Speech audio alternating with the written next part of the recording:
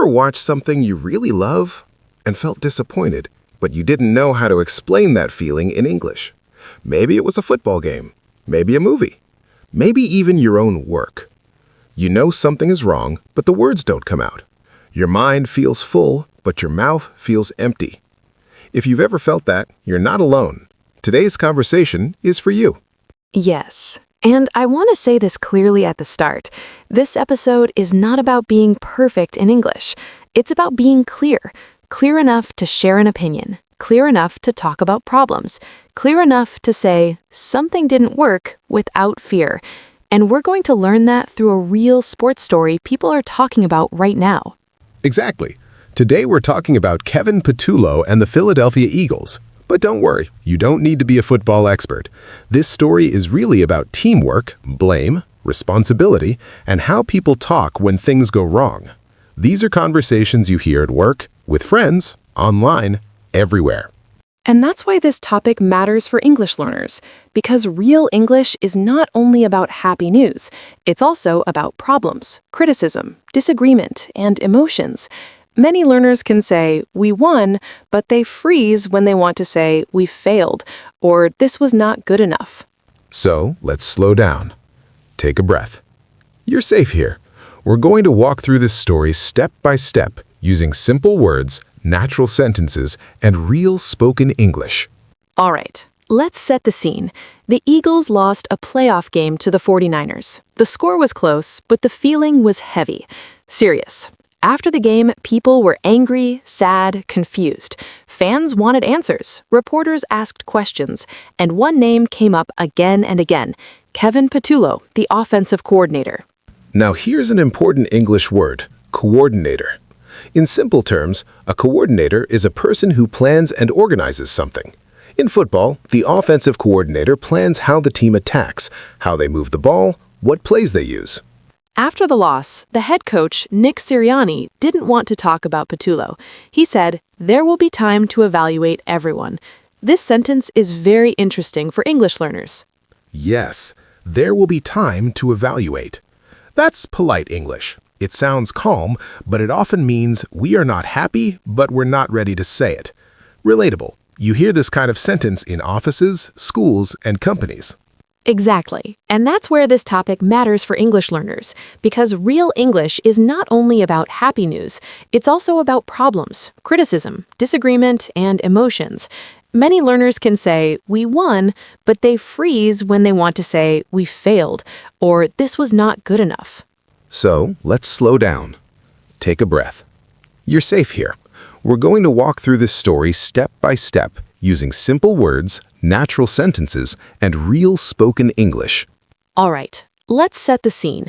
The Eagles lost a playoff game to the 49ers. The score was close, but the feeling was heavy. Serious. After the game, people were angry, sad, confused. Fans wanted answers. Reporters asked questions. And one name came up again and again: Kevin Patullo, the offensive coordinator. Now here's an important English word, coordinator. In simple terms, a coordinator is a person who plans and organizes something. In football, the offensive coordinator plans how the team attacks, how they move the ball, what plays they use. After the loss, the head coach, Nick Sirianni, didn't want to talk about Pattullo. He said, there will be time to evaluate everyone. This sentence is very interesting for English learners. Yes, there will be time to evaluate. That's polite English. It sounds calm, but it often means we are not happy, but we're not ready to say it. Relatable. You hear this kind of sentence in offices, schools, and companies. Exactly. And that's where this topic matters for English learners, because real English is not only about happy news, it's also about problems, criticism, disagreement, and emotions. Many learners can say, we won, but they freeze when they want to say, we failed, or this was not good enough. So, let's slow down. Take a breath. You're safe here. We're going to walk through this story step by step, using simple words, natural sentences, and real spoken English. As the season went on, the criticism became stronger. People said the Eagles' offense was too simple, too predictable. It didn't improve. And when the same problems happen again and again, people stop saying maybe and start saying why. Now, let's pause and help learners here. James, what does predictable mean in simple English? Good question. Predictable means you can guess what will happen next. In sports, if the other team knows your plan, that's a big problem. In life, if your work is predictable, people may say it lacks creativity. And notice how easy that word is to use in daily life. You can say, this meeting was predictable, or the movie ending was predictable. Simple word, strong meaning. Now, some players defended Pattullo. They said the problem was not only the coach. They said players didn't execute well. Another important word, execution. Yes, execution means how well you do the plan. You can have a good plan, but bad execution. For English learners, this word is powerful. You can use it at work. The idea was good, but the execution was poor. One player said blaming Pattullo was unfair. Another said it's easy to blame someone who gets paid less than the star players. This is very real language, very emotional, very human. And this is where English learners often feel nervous. Talking about blame feels dangerous. You don't want to sound rude. You don't want to sound angry, so you stay silent. But silence doesn't help confidence. What helps is learning balanced English. English that can say, it's not one person's fault, and also say, something must change. The article makes a strong point. The Eagles fired their previous coordinator, Brian Johnson, even though his offense was actually better. So people ask, if he was fired, how can Pattullo stay? This is comparison language, very important. Better than, worse than, the same as. You use this language every day, at work, in shopping, in relationships. And here's the emotional center of this story. The head coach has success in the past. The quarterback is safe. The team is strong. So when something goes wrong, there is one place left to point. Kevin Patullo becomes the focus. Maybe even a scapegoat. Let's explain that word. Scapegoat means one person takes the blame for a bigger problem. This word is advanced, but common. And learners don't need to use it every day, but understanding it helps you follow real conversations. The article ends with a powerful question. If they change this one position, will the offense really get better? That question is not only about football. It's about life, about work, about learning English. Many learners think if I learn more grammar, I'll be confident. But confidence often comes from practice, not one change. I want to share a simple, honest quote here. This is not from a famous person. It's something I've heard from a learner, and it's stayed with me. He said, I don't need perfect English. I need English that doesn't stop me. That's beautiful. And that's what today's topic gives us. Real English for real situations.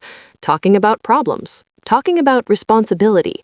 Talking calmly even when emotions are strong. So in this first part, we didn't teach grammar rules. We taught understanding, meaning, how English sounds when people are disappointed but respectful. In the next part, we're going to slow it down even more. We'll break this topic into clear speaking patterns you can actually use. Simple sentences, natural phrases, no pressure. Before we continue, I want you to check in with yourself. Did you understand this story more clearly now? Did some sentences feel familiar to situations in your own life? If yes, that's progress. And if not, that's okay too. Learning English is not a race, it's a conversation. Welcome back. If you're still listening, that already tells me something important. You care. You care about understanding English, not just memorizing it. In part 1, we talked about the Eagles, Kevin Patullo, and how people speak when things don't go well. Now in this part, we're going to slow everything down and turn the story into clear speaking tools you can actually use. Yes.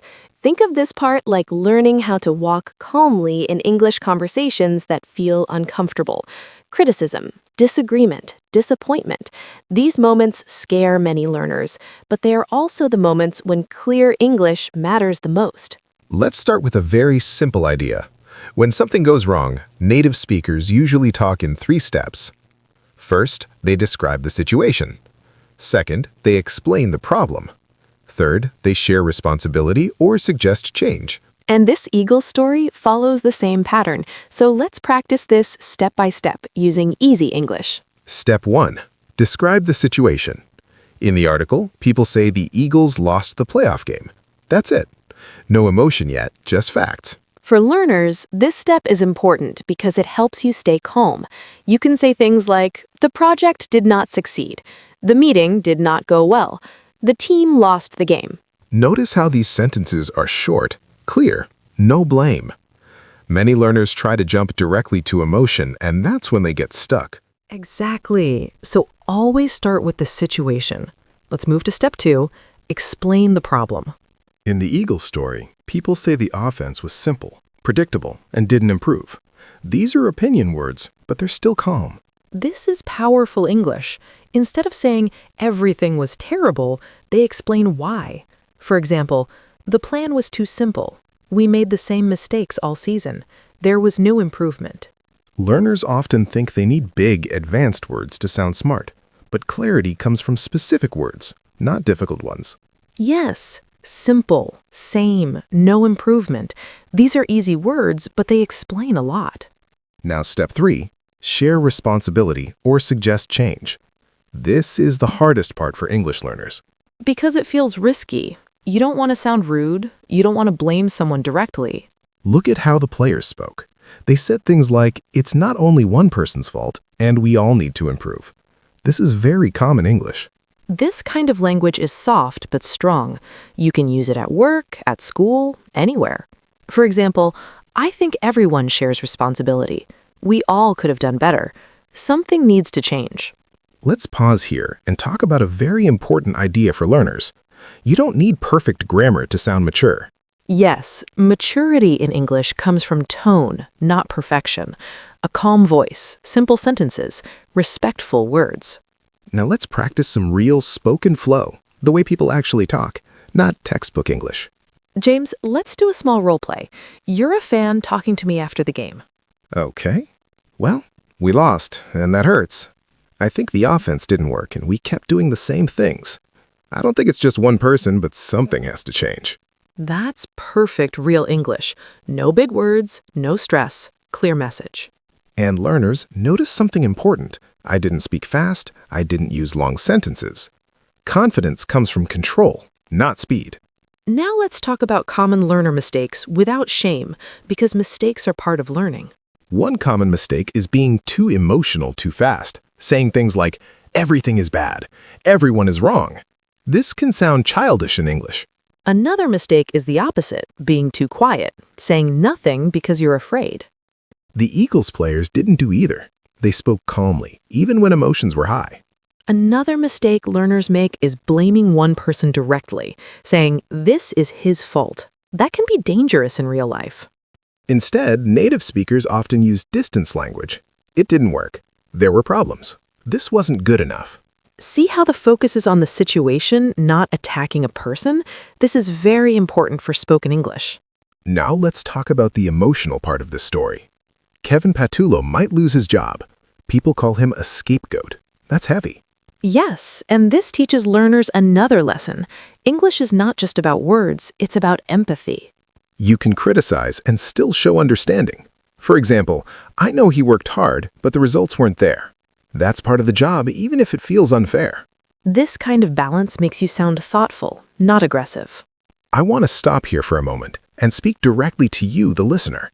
If you often feel your English disappears when conversations become serious, that's normal. Your brain is trying to protect you, but protection can become a cage. Here's your small breakthrough moment. You don't need new English. You need permission to use the English you already have. Say simple things. Say them slowly. Say them honestly. The Eagles story shows us that even professionals struggle, get criticized, and face change, and they still speak calmly. You can do the same in English. In the next part, we're going to take everything we learned and show you how to use it in daily life, at work, with friends, online discussions. We'll also give you a small speaking challenge that can change how you feel about English. Let's bring everything together now. In part 1, we understood the story. In part 2, we learned how people speak when things go wrong.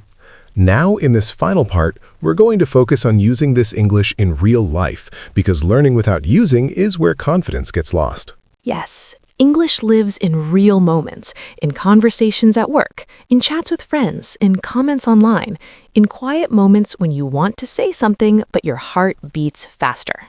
Think about the Eagles situation again. Fans talking to fans, players talking to reporters, coaches talking carefully. This is real English under pressure.